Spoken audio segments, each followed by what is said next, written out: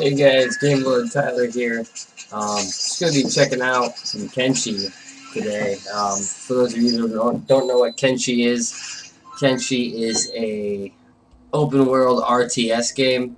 Um, it's still in early access, I believe. Probably in alpha, could be in beta. I'm not sure.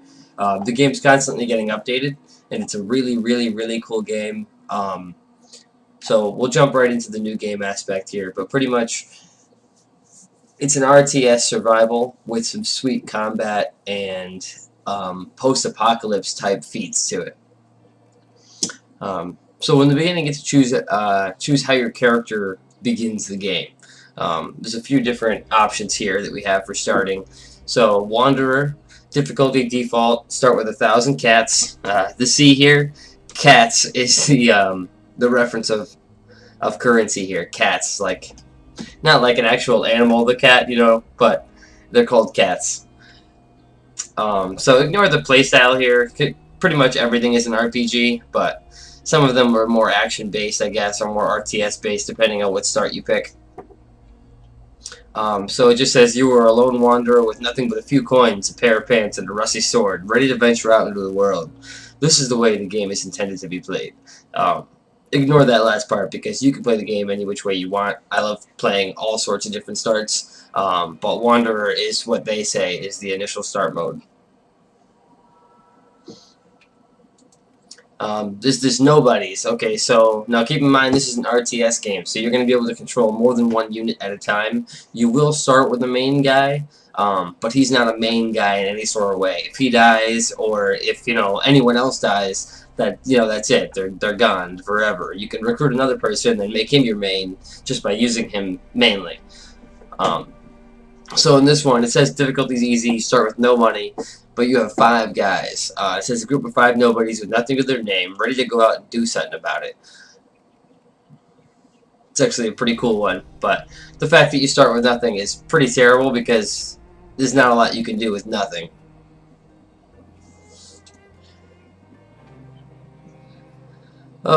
Freedom Seekers. This one's easy hard combination. Start with 4,000 cats. This one says real-time strategy. This one I like to do a lot actually because it's really easy to start a base and get yourself situated because the game is very hard. So it says fed up with stifled city life and taxes, you gather a band to head out and found your own home base. You have assembled a group of 5 other like-minded people, and you've gathered a good supply of building materials to get started with. This is probably the one that we're going to start with today just so we can check shit out, but we'll keep going through the menu so you can see the rest of them.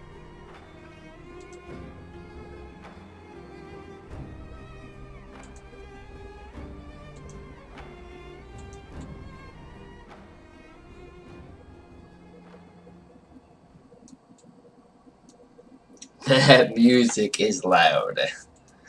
But cool. It's got like a very Middle Eastern, but kind of sad at the same time, almost depressing.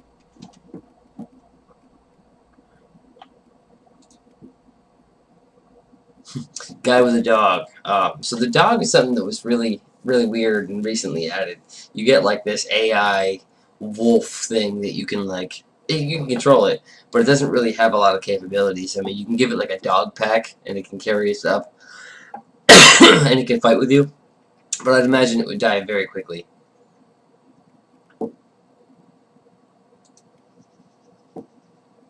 Rock bottom. This is probably one of the hardest starts here. It's a hard start. 0 cats. It says you've hit absolute rock bottom. You have no clothes, no money, a bad arm, and no weapon. You start in the middle of nowhere and you're hungry. Good luck. This one's terrible. Definitely for people who want to try to get a really hard game. But I'd imagine once you get started, it wouldn't be too bad if you get lucky, maybe finding some guys that are fighting and loot some gear. But the fact that you have a bad arm and you're hungry, that's terrible. The Retired Captain. This one says easy start, but that's mainly just because it has you start with some gear. So this one says, retiring from military service, you find yourself penniless and hungry, with nothing but your trusty sword and the shirt on your back. Years of fighting experience has left you with good combat skills, but you will need them if you run into any troops from the Holy Empire. Those guys really hate you. So the Holy Empire is one of these factions, one of many factions in this game, but there's a lot of tension between different factions. So whatever military you were in as this retired captain, you were clearly opposing the Holy Empire. Cannibal Hunters. This is another one of these new ones that they added because they've recently introduced cannibals to this game, like these packs of cannibals that are just totally hell-bent on killing anyone that is human, just wanting to get that flesh and eat you. So this one says difficulty dodgy, cash 0, playstyle action RPG. This is why they try to I don't know, they should get rid of this little playstyle thing here, because the playstyle is however you want to play it. I mean, it may seem more of an action RPG start because you have a mission kind of in the beginning, because if you don't immediately start running away from these cannibals, because you start as a prisoner in a cannibal camp. So the first thing you'd have to do is break free and then get away from these cannibals, and that's really hard to do. So it says, I seriously regret coming into cannibal territory. This was a stupid idea. Warning, you will be attacked immediately upon game start. Yeah, this one, I don't like this one. The Holy Sword. This one I've used quite a few times because it's pretty BA. Difficulty harder, cash 100, playstyle wanted criminal. So you're not really a wanted criminal by everybody, but just the Holy Empire and any factions affiliated with the Holy Empire. So it says a down and out and wanted criminal. Scavenging a battlefield, you find something interesting. A legendary sword said to be the work of the gods themselves. Someone is going to be missing this, that's for sure. But who cares? It's your legendary sword now. I love this one because you start with a badass legendary katana. And legendary as far as it was crafted by legendary swordsmiths. When we get into the game, I'll be able to show you, but every weapon has a certain person that it was crafted by, or faction that it was crafted by, as well as a quality of the blade. So if you have like a dumb, retarded, bandit blacksmith make a crappy iron sword, it's going to be terrible compared to if you have like a master, samurai grandmaster blacksmith make it. But obviously, we'll get more into that when we get into the game. So for now, there's one more. The Wandering Trader, difficulty easy, trading RPG. Again, there is no trading RPG about this. You will still get attacked by bandits. There is no, hey, I'm a trader, you can't kill me. They're still going to kill you. So seeking to make your fortune, you spend the last of your savings in a backpack full of trade goods and a pack animal, and you are about to start a new life as a trader. Yeah, I think when you spawn in, you have like you have these things called beak things, or you have like a moose type deal, and it's got backpacks on it, and it can carry a lot of weight. And you can walk around, and you can trade with other villages and stuff like that. But again, when you're out there in the wild, or in the desert, in this case, you will get killed. So we're going to start with the Freedom Seekers. Let's go ahead and jump right in there and see what happens. Actually, let us take a little bit of dab here. So for those of you who are going to be watching me for any length of time, you're going to need to understand that I smoke weed, and if you don't like that, or you're not okay with that, then you can go ahead and just, make your way out now, but use your discretion as advised. I am definitely going to be smoking some weed. It's good to see that the camera's reacting good right now, because I was having problems with it yesterday as far as lagging during any point in the video where it was lagging. My camera would lag.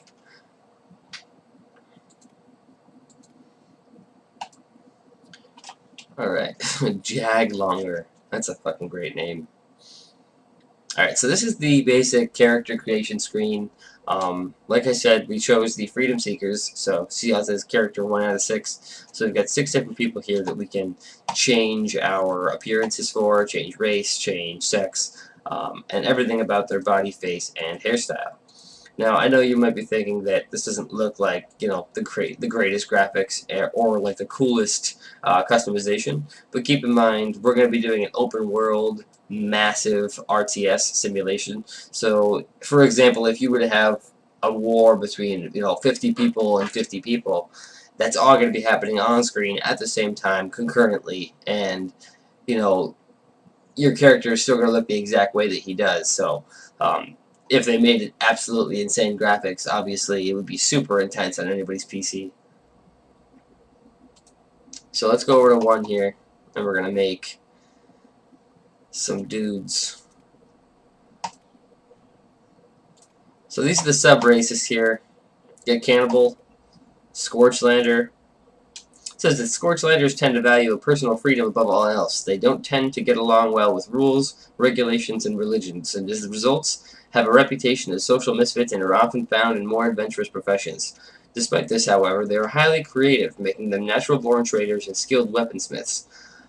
Honest to a fault, laughing in the face of manners, moderation, and anything sensible, they make loyal friends, passionate enemies, and are great fun to drink with. So these guys are cool. They're kind of like, just regular humans that are Scorchlanders. I'm assuming they come from somewhere where there's scorched stuff. The cannibals are... I don't know if the cannibals are an actual race. I have a couple mods downloaded. I think that the cannibal might just be made playable. But no different actual stats.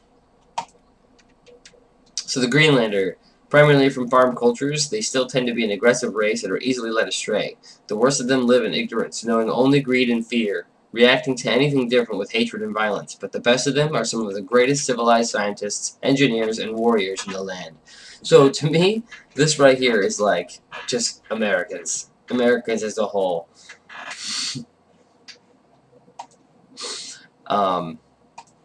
Moving over. Oh, that's it. Oh, that's right. Because that's a sub-race. So if we go up here to race, we change the race. We can go to Hive. So Kenshi is host to some of these new races. One of them is called Hive. These hives are like this weird race of alien-ish seeming. To me, it's an alien. It's like an alien creature that resembles almost like beetles, like drone-ish type beetles. But anyway, there's a soldier, worker, and prince. And Prince is the highest ranking in the hive, and right hands to the queen. Nobody has ever seen the actual queen. It is the princes that run everything. Free princes are usually the result of losing command to a rival prince, or exile sent away as punishment for some kind of failure. They are much more intelligent and free-willed than any normal hive types. And if you go down to the race stats, you'll see that each different race has different bonuses to stats. Nothing that's really too detrimental, but usually I go for the ones that have the biggest positive to a large group of stats. And then they do have a randomized button, so you can see some of the potential changes in shapes and sizes. Not too much here with the Hive Prince. But essentially, whenever I do try to go with Hives, what I'll do is I'll take like a Hive Prince. I've got a couple workers and a couple drones and a couple soldiers. Because the soldiers are literally just bonus hit points, bonus and attack, and they're not good for anything else. Or at least they don't have any bonuses to anything else. They actually have a little negative detriment to a lot of other stats. Then if you go over to the... If you go over to the workers, you'll see that they have a positive to a bunch of stuff, but they have a less hit points by 25, and they also have a couple of detriments like in cooking, science, and strength. But for the most part, if you're going to go hives, these are your workers. And you can absolutely make hives and a bunch of other people. You can mix the races. There's absolutely nothing wrong with that. Moving over, we have skeleton. So in this game, they're called skeletons, but really what you have are ancient robot technology left abandoned for hundreds of years, thousands of years possibly. The sand has worked through them, but they're still working and alive, and they're skilled, and they also have the bonus 100 hit points, and they also don't bleed, which is amazing, because when we get into it, you'll get to see, if someone hits you really good in the right spot, you can bleed out, and you can possibly lose limbs or even consciousness.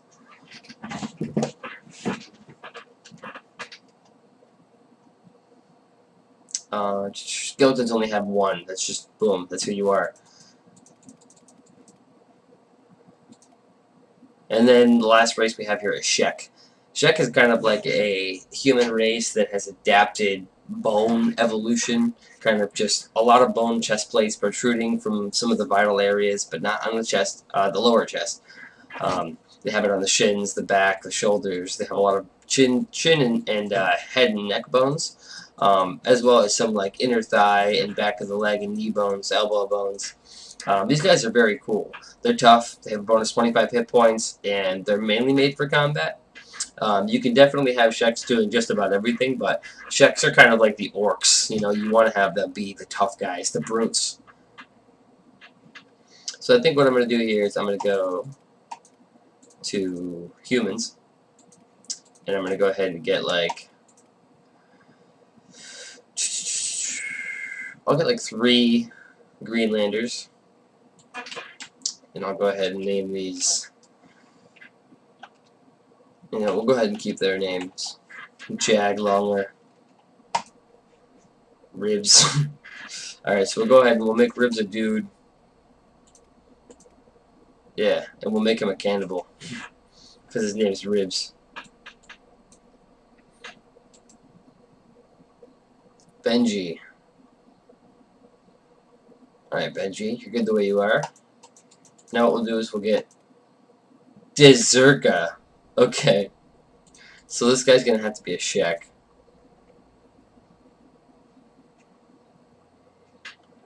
And then we'll go, oh, this guy's cute.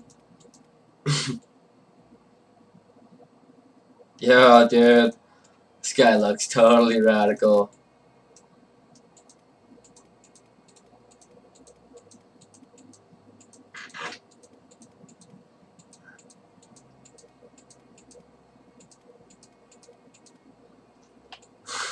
That's not bad. Max. Okay. Alright, and last but not least, we have Old Soldier. So the last person in your group here is a soldier. So he's gonna have a sword and some basic beginner just clothing, as well as some combat experience, which is pretty cool. There's the sheath totally not sitting inside the sword, but that works. Well, it looks like it's kind of like a makeshift sheath anyway. So I get that. That's understandable. Alright, we'll go ahead and keep him just the way he is. He kind of looks like, take his nose off, he's like Voldemort. We're going to change his name from Old Soldier. We're going to call him Voldemort. Yeah.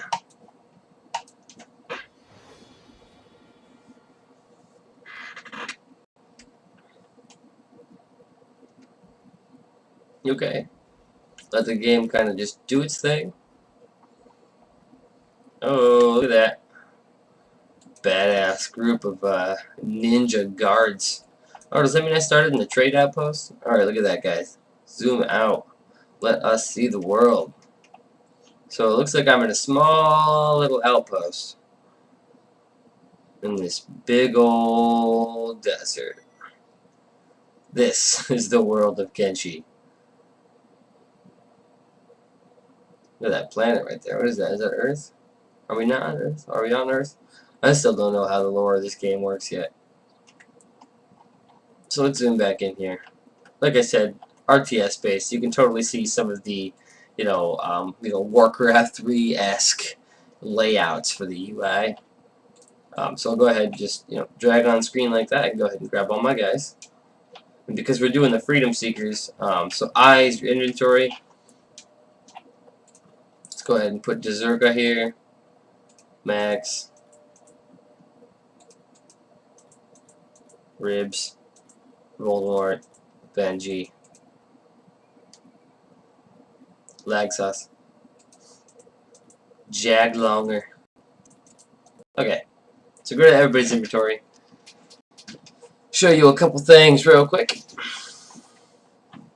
So every character's got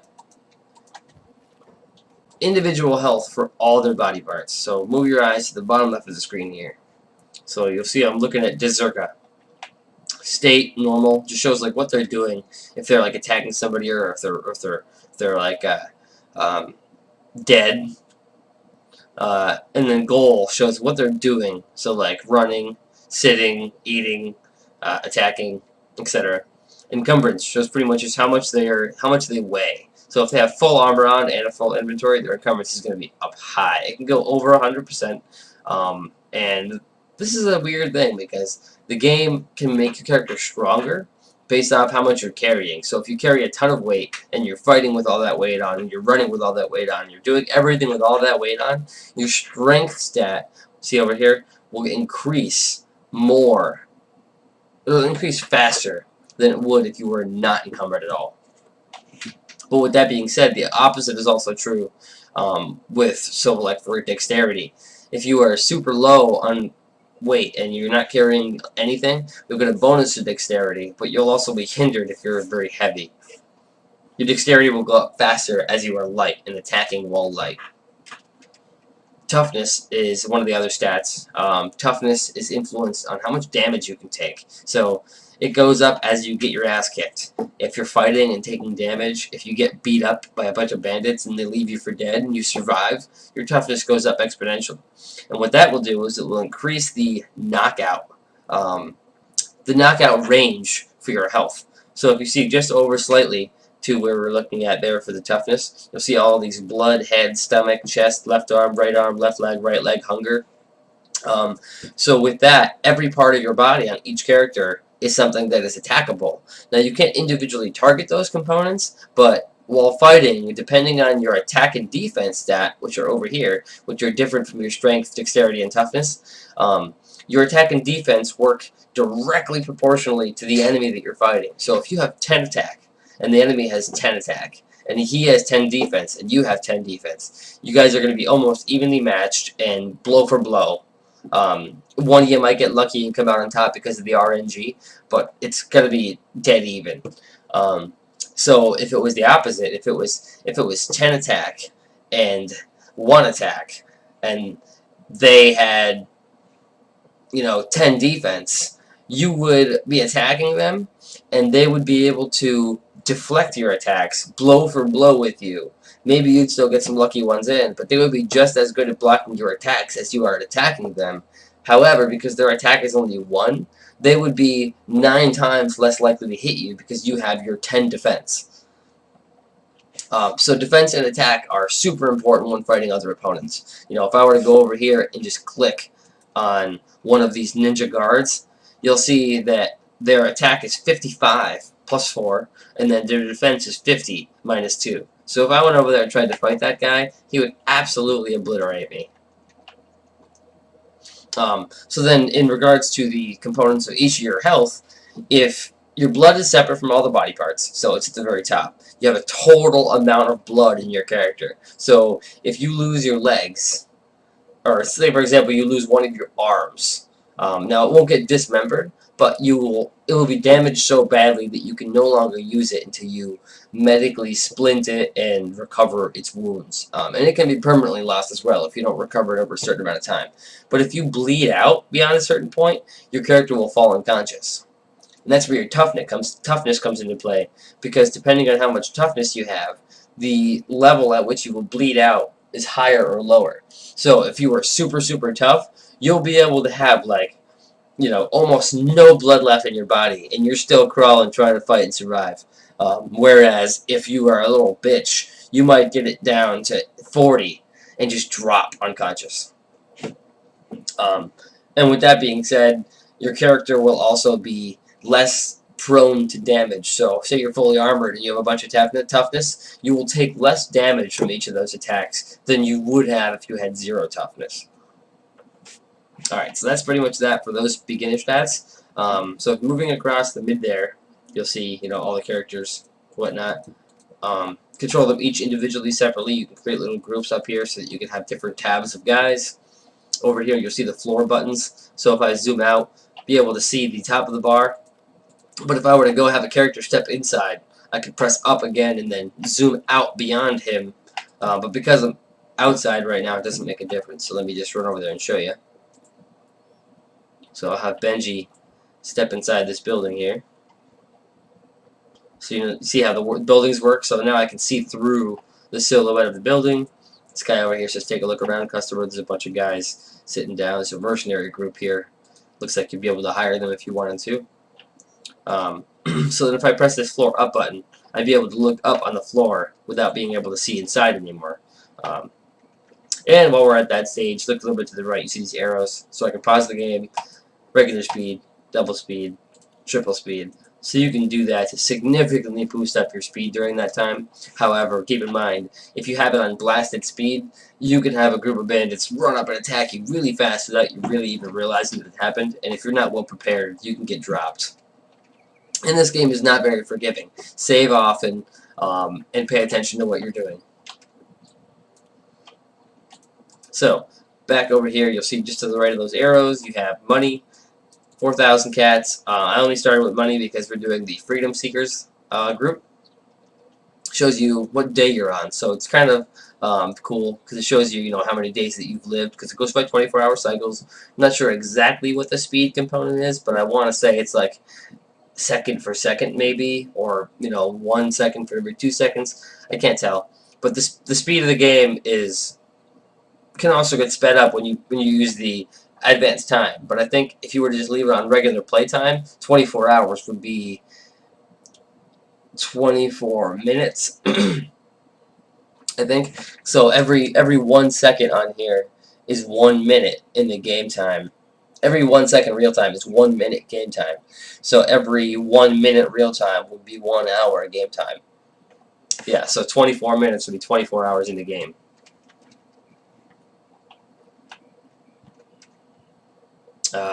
So jump a little bit over from the money, and you will see this building button. So one of the biggest components in this game, of course, is the building. So I'm next to a settlement right here, so I'm not going to be able to build directly next to them, but I'll be able to at least show you what you can check out. So initially, you have some basic structures. You'll have to go through and research better structures by getting a research bench and dedicating one of your guys to spending his time researching. Sorry. But essentially, you have some options like a small shack. I can't put it here. See, the blue indicates that I would be able to put it there, but I'm too close to somebody's settlement. So if I move all the way over here, I'd start being able to build a little bit further out. Storm house, campfire, vegetable farm, well. So when you're building stuff like farms, you want to take into account, the fertility, the crop yield, the environment. Depending on where you are, certain things will grow better, certain things will grow worse. There are forest areas and biome areas, but you have to really get out of the desert to find them, and it's quite a haul to get out of the desert. But some things will grow great in the desert, like there's cactus plants that you can grow. Wheat isn't terrible, but you see how the yield is dropped down by 50% just by being where it is.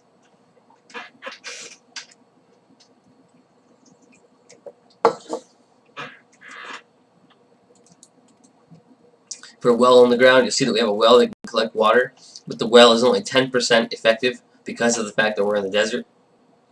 So you'll get 1/10 of the amount of water that you would get if you had put it somewhere that is dedicated to more water.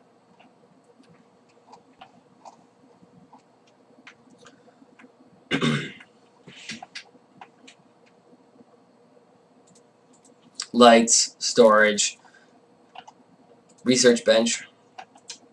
So we'll get into all that once we actually start to make a base, but that's that building menu. And while you're in that building menu, the game is also paused, so that way nothing can happen while you're waiting. It's funny that while you're paused, though, the grass still waves, but everybody else is frozen in time. So let's drop down slightly from that menu over here, kind of where my face is, right behind the face. If you were able to see it, I believe it says prospect, and if you prospect, see that? It'll show you the fertility of the ground and everything around you. So iron, copper, stone. Oh, a little bit of lag there. See, the game just auto-saved for me. The stone abundancy, the fertility, water, carbon, copper, iron. Yep. So it's pretty cool the way that works. And your prospector skill will get better as you continue to prospect. And different areas will yield different things as well. Now, to the left of that, just slightly, you'd be able to see it if my face wasn't here. this is first aid, or medic, I believe it is. So when you press medic, it'll pretty much tell the selected character to go around and start healing everybody in the area that's on your team that may have any damages left over, granted that he has med kits. And then to the left of that is rescue. So what rescue will do is have any of your availably selected characters grab any of your characters that are unconscious and bring them to a bed nearby. Which is something that we'll get into afterwards, because when you're injured, say you get knocked unconscious and your blood dropped below 0, goes to negative, your character won't die. You'll have a chance to regain some of that blood, and as long as your wounds are bound and your character has been first aided up to the point where he has stopped his bleeding, but he is unconscious. Then what you do is you put him into a bed, and you allow time to allow that bandaged wounds to heal back up. But when they get fully healed, he will then start to recover blood. Once his blood gets back up to a point where he can regain consciousness, everything will be all set.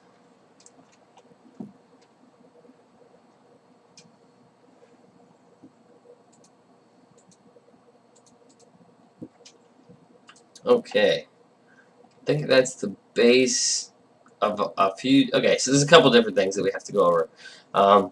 Next to that is this little arrow symbol here. So pretty much just shows you whether or not you want your character to walk, jog, run, or double sprint. And double sprint is something where it's like he can immediately expend a lot of energy, and while there's no energy button here, your hunger will go down, and your character will become more easily fatigued because you had to use that. So for now, we'll leave it on jog. Alright, so up from that, you'll have a list of all these little toggleable buttons. Block, passive, chase, ranged, taunt, and sneak. So these are all different settings that you can go into with your individual character. So say, for example, I have a guy that's got, say, 20 attack, but his defense is 1, and I want to train that defense. So what I can do is I can give him a bunch of armor and put him in block mode. So then what he'll do is he will only block attacks. Now he'll definitely get hit a bunch because his defense is 1. But as he tries to block, as he fails, as he successfully blocks, his block will go up. His defense will go up, I mean. So his defense will get to a point where it is very high. And you can continue to train that, but as you get to a higher level, you need to have people with higher attacks attack you in order for your defense to continue to rise to a way higher level.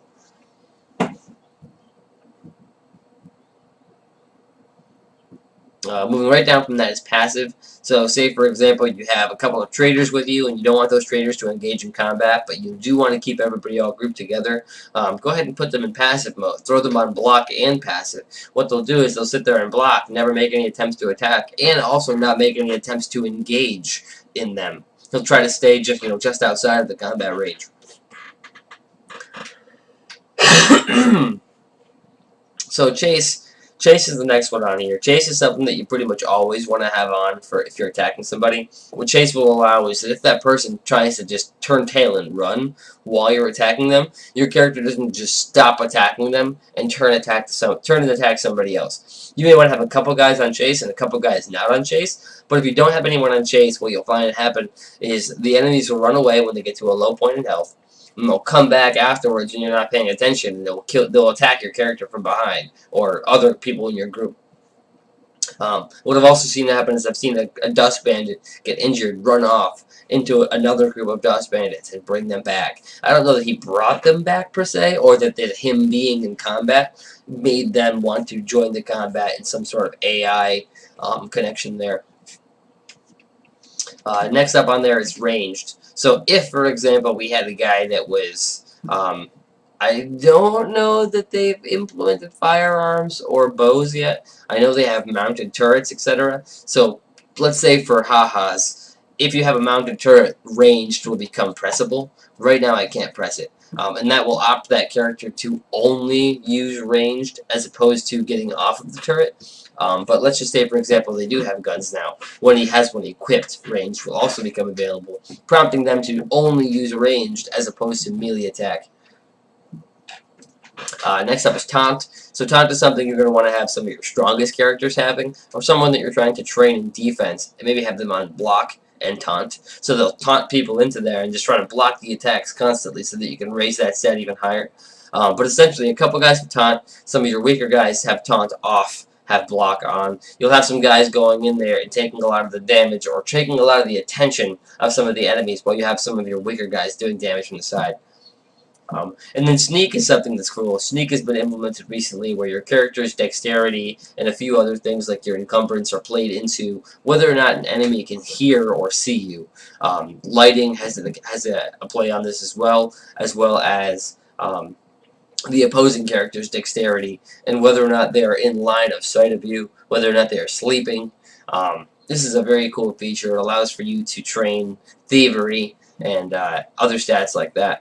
And those stats we'll get into in just a moment. So, last couple of buttons here. Inventory. Statistics. We're going to leave this up for a minute because those are the stats that we're going to go over in a minute. We'll open it up again in a minute. So if you go to your map, right now it's got the entire left side of the map available. The rest of the map they're going to be adding as time goes on. But essentially, this is massive as it is. So right now, we are just in this tiny, tiny little cliff section right here. And if you zoom out, I mean, it's ridiculously huge how much area we have. You'll see that there's snow areas over here, some wooden forest areas. I'm not even sure what this is because I've never been up there. It looks like it could possibly be volcanic mountains. But it's like, but then what is this? These could be canyons. There's some swamplands, there's some farmlands. Look at that, that's cool. Plains. So I haven't been to a lot of these areas, but I definitely plan to. These are some foggy mountains, it looks like, or even some snowy mountains. So in the map menu, you have a few different things that you can go check out. You can check out, for example, your factions. There are a lot of factions. Just to run down the names real quick. Band of Bones, Berserkers, Black Dogs, Black Dragon Ninjas, Black Shifters, Blood Bandits, Bounty Hunters, Broken Cities, Cannibal Hunters, Cannibals, Dead Cats, Dust Bandits, Empire Peasants, Fishers, Flotsam Ninjas, Free Traders, Grey Flayers, Holy Nation Outlaws, Hounds, Imperial Lords, Machinists, Manhunters, Medics Guild, Mercenaries Guild, Mercenary Police, Mongrel, Nomads, Orca Knights, Outlaw, Police, Pure Blood Bandits, Rebel Farmers, Red Sabers, Republic of Tertius, Sand Ninjas, Shek Kingdom, Shinobi Thieves, Shrieking Bandits, Skeletons, Slave Hunters, Slave Traders, Southern Hive, Spring, Starving Bandits, Swamp Rats, Swamp Ninjas, Swampers, Stone Rats, Tech Hunters, Temple of Truth, Holy Nation, the Legion, Holy Empire, Trade Ninjas, Twin Blades, United Cities, Western Hive, and the White Eyebrow Clan. Jesus, that is a lot of factions. And for some reason, you can see right here, the Legion hates me. I don't know why they hate me. And then some of the factions always hate you. So, for example, you're hated by the Starving Bandits. They want to eat you because they're starving. The Dust Bandits hate you because they are bad people and they want to rob you for your stuff. Cannibals want to eat your flesh. They hate you more than anything else. But the Blood Bandits also hate you more than anything else. But I've never seen a Blood Bandit. And I've also never seen the Legion. But I also barely go around. A lot of these other places may attack you if you go over there. It just depends on, like, you know, what you've done to them recently. In this case, I haven't done anything to any of these people, so they would not attack me on sight. Except the ones that I just previously mentioned. Let's go ahead and change my faction over here. We'll call it Game Lord Armies. Boom. Research. So once you do have a storage bench up, you'll be able to start doing a bunch of research. Starting from the top, you'll be able to go down your core, crafting, defense, electrics, farming, industry, smithing, training. So each of these are pretty self-explanatory, but in training, you'll be able to make like training dummies, thieving training dummies, lockpick training, turret training, archer training, stuff like that. And in smithing, you'll be able to make clothing manufacturing, weapon upgrade stations, weapon smithing stations, clothing stations. You'll be able to make a loom. You'll be able to turn, you know, make fabrics, make leathers, make medical bandages, etc.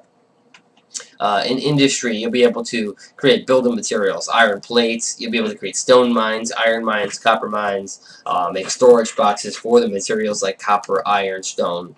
Be able to create your own building materials that you're going to use to create the buildings that you're going to use to create the materials that you're going to use to create the buildings. um, so we'll go up to farming. You got cooking, cotton farming, rice, wheat, cactus, wheat straw. You learn how to bake. You can make rum, grog. So there's a lot of different things that you can learn.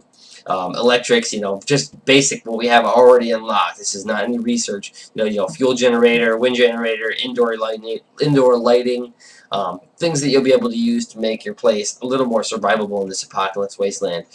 Makeshift walls initially, but you'll be able to upgrade to these huge upgraded walls that these guys have, defensive walls. Crafting, you can fabric manufacturing, you can make beds, you'll be able to make other things for your house, clothing for your characters. And then core, it's just got like public sales, technology levels, item storage, different buildings, different types of structures, as well as allowing your place to become a store so that you can have other people come into your city. Yeah, the research is very cool for the crafting. Squads, like I was just mentioning, is being able to create additional tabs down here to separate groups of characters into crafters, builders, fighters. Dialogue is kind of just a log of all the things that have been said around you. So, for example, when I walked into the trader store, he said, "Take a look around, customer," and then I don't know why he said, "Ah, Ravagers," but I think maybe he saw somebody walk by that stole something, maybe. So anyway, that's the map and the technology and the squad. Let's go back to statistics. So we're almost done getting through the basics of the game here, and then we can kind of just get started playing, so a lot of the questions can be put aside. So this is just my Voldemort character stats, but you'll see that it reiterates on the left side your strength, toughness, and dexterity. Perception is something that they intend to add to the game, but they have not implemented yet. Some of the basic skills: weapons, combat, thievery, sciences, athletics, and trades. Underneath each of those, you have a set different bunch of unique traits for that sub-aisle. So for weapons, you got katanas, sabers, hackers, heavy weapons, blunt weapons, pole arms, and turrets. Now, what does that actually mean? So say, for example, your character, like Voldemort here, he's got this huge ring saber on his back, which is kind of like a cleaving, hacking type weapon. So what you'll see up here is actually sabers. So in this case, his saber will be able to be its individual weapon line, but it says affects damage. A saber is a heavy blade designed for heavy slashing damage. The heavier blade makes them slower and more cumbersome, but stronger for blocking with and cutting through armor. So as he increases his saber skills, he'll be able to do more damage and how does he train this? See over here on the left, says stats affected and then ways to train, attacking with a specified weapon. So he'll be able to level that up by constantly using that weapon in particular. Now, on top of that, what does that mean? If you have someone if you say you go to the bar and you hire someone who's got a 40 heavy weapon stat, but a level 1 katana stat, you don't want him using a katana. You want him using heavy weapons because he's trained in heavy weapons. You know what I mean? So he's going to have a way higher impact and effects with that weapon than somebody else. So moving over from weapons to combat. Melee attack, melee defense. These are the ones in the left over here that we're talking about, attack and defense. We don't need to go over those again. But you'll see that it says ways to train for melee defense. Getting hurt, getting beaten up, losing battles, blocking incoming attacks, bonus when fighting opponents stronger than you, penalty when fighting opponents weaker than you. So just different ways to train that stat. Melee attack, fighting with swords or other weapons, using specialty training equipment, bonus when fighting opponents stronger than you, penalty when fighting opponents weaker than you. Pretty much just meaning if you have 500 attack and someone's got 1 attack and your weapon is ass, you ain't going to get any bonus stats than if you were fighting someone that had 600 attack. So mass combat is another thing that they're planning on adding, essentially just making it so that your character is more skilled fighting in a group of 40, 50 people, as opposed to one-on-one combat. Now, he might still be very good at one-on-one combat, but someone who is not skilled in mass combat would not be as good. He might get, flustered. He's got 20, 30 dudes around him. He's kind of freaking out. He's no longer as adept at fighting in that area. Dodge is cool. Dodge is something they added recently with the dexterity stat. You train that when you're fighting unarmed and getting hit while stumbling. Essentially, this allows you to dodge attacks as well as block attacks, but be able to swoop to the side or do a little dip dive dodge for a sword so you don't get hit. Martial arts is something that they added just so that when you're fighting unarmed, you are better or worse at it. Before it would just be, punches here and there based off your strength. Now with martial arts, your character could be a total badass and beat the shit out of you with his fists. And you may have someone who is absolutely garbage, and if they're not using a weapon, they're going to get their ass kicked. Next up on the line, we have Thievery. Thievery is kind of like I was mentioning before with stealth. So as your stealth increases, you will be more or less geared towards robbing a higher or lower level chest or storage container or person from behind or a person when sleeping. So what this will allow you to do is steal items, weapons, unlock chests undetected, and have a better chance of doing so. So if there's like a level 70 chest or a level 1 chest, your thievery would need to be higher to be better equipped towards opening that chest. You may not even have a 1% success chance if trying to open up a chest that is level 70 and your skill is only 1. And then just take away the chests and make it another person. So if you have an opponent that is sleeping, you can use assassination to kill them in their sleep with a higher or lower success rate based off your stealth. Moving down, we have athletics. So pretty much athletics is just how well geared your character is towards running and having a decent endurance. The more the character runs with a light inventory, the more the skill will rise. So if you run around with a huge, heavy inventory, it's not going to train your athletics because you're trying to train your strength at that point. If you're completely empty and you have a katana and you're just sprinting around the desert trying to attack stuff, your athletics are going to fly up. Swimming is something that they recently just added because before you weren't even able to go in the water. So now if you run across like a lake or a stream, you can swim through that. You start off very slowly, but as it levels up, you'll be able to swim faster and swim at a higher speed.